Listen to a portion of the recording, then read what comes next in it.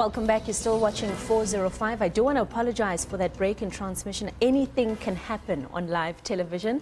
I'm still joined in studio by President of Santaco, Philip Taaibosch, as we discuss the Commission of Inquiry that has been set up by Gauteng Premier Makhura to look into the violence in the taxi industry. Now, before we went to that break, I was asking you just to give us a true reflection of the state of the industry. And I was saying to you, we as journalists and as the media will report about how this industry is in a level of crisis, and we know about the issue of the taxi routes, we know about the issue of the permits, but we don't really know about the living and day-to-day conditions that people in the taxi industry have to deal with. So paint us a picture.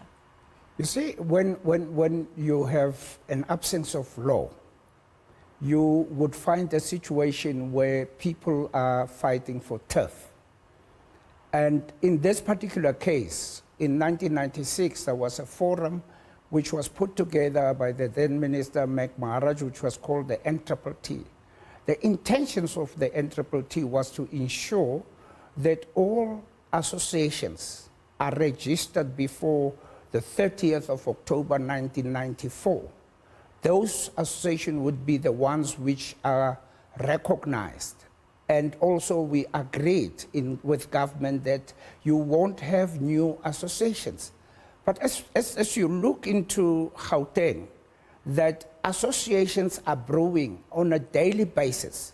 You hear tomorrow that there is an association which is fighting for a particular space. And because they are allowed to apply to be recognized as associations, that's where you find the problem, because other associations have been operating those routes. I can make an example of the Africa Mall. The problem which happened at the Africa Mall is duplicating the routes. And who duplicates the routes? It's not taxi operators. It's the issuers of the operating license that duplicates the route. Now, immediately you do that, you call for unnecessary violence.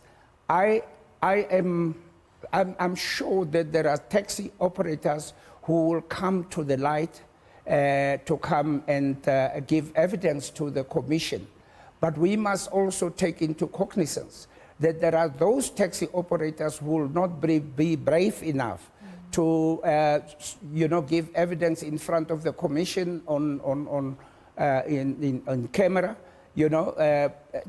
Those people need to be protected, because what we would want to hear at the end of the day is how can the problem of public transportation, particularly in the taxi industry, and how can the killings be thwarted in this industry. Yeah, and I mean, one of the questions that I posed to provincial government earlier on today was that issue of protecting those witnesses who are going to come before the commission. We already know about the violence that's taking place. Even more violence is likely to take place for those who are now going to come forward and bring out details of what exactly is happening in the taxi industry. Are you confident with then the provincial government saying, but we do have law enforcement agencies and they need to do their work? Is that enough? Let me first indicate that the taxi operators, taxi industry, business people want to see this violence eradicated. And for as long as you have a situation where law enforcers are suspected to be having a hand in the taxi business, you'd continue to have these problems.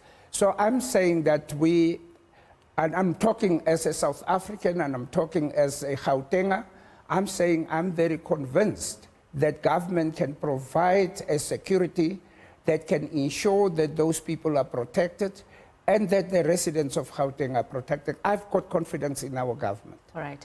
Well, that's all we have time for now. That is the president of the South African National Taxi Council, Philip Taaibosch, speaking to us about, as I said earlier on, the Commission of Inquiry that has been set up to look into the violence and the killings in the taxi industry. Thank you so much.